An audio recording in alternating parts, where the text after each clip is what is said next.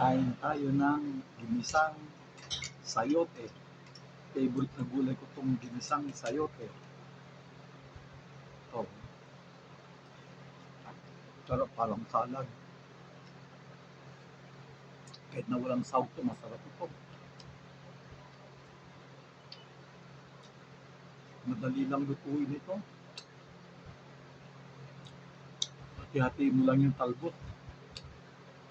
Isa lang muna sa kunting-kunting tubig lang. Kaya mag-gisa ka ng sibuyas, bawang. Pag nag-gisa na, isawag mo na itong talbos ng kamot. Talbos ng sayote. Sayote.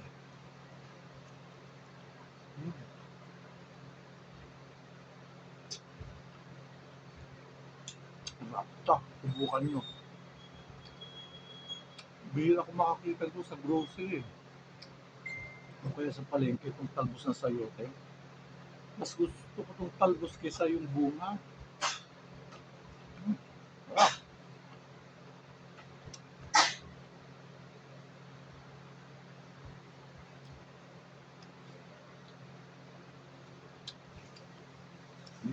Bawang sibuyas lang. Bawang sibuyas, toyo. Pwede rin oyster sauce sa konting paminta.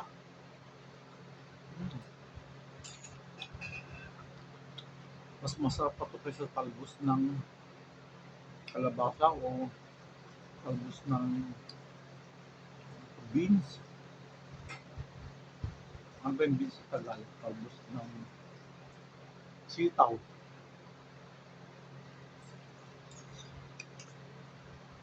Although paborito ko rin yung at hindi rin ako nagsasawa sa sitaw, adobong sitaw.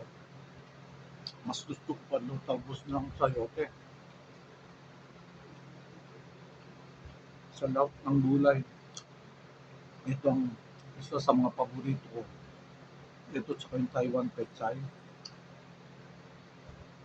Nasa restaurant ako, meron silang Taiwan Pechay oyster sauce. Yun ang favorite ko. Although, mga Ilocano po sa usually gusto ko eh. Madinimdim, pakbe, inabraw. Yung inabraw parang pakbit din yun. Kaya lang nilagyan ng kamote.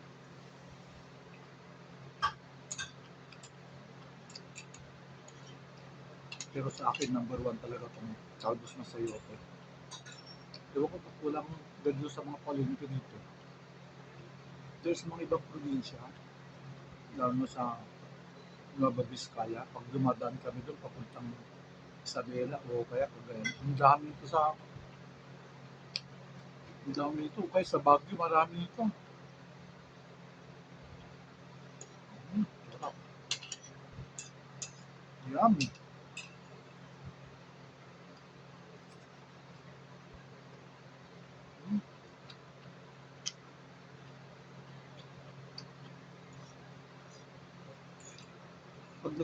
Pag magluluto kayo ito, huwag niyo masyadong lalagyan ng sabaw kasi pag naluto na, nagkakasabaw eh.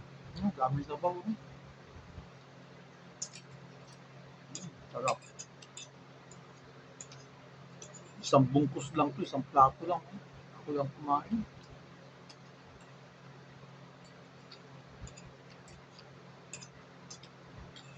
Kumakain din ba kayo nito? Talbos na sayote. Ginisang talbos ng sayote. The best. Daming bawang.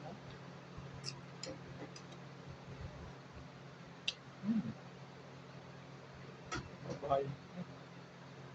Pan ng ano to, bawang. Balat ng bawang. Bye-bye.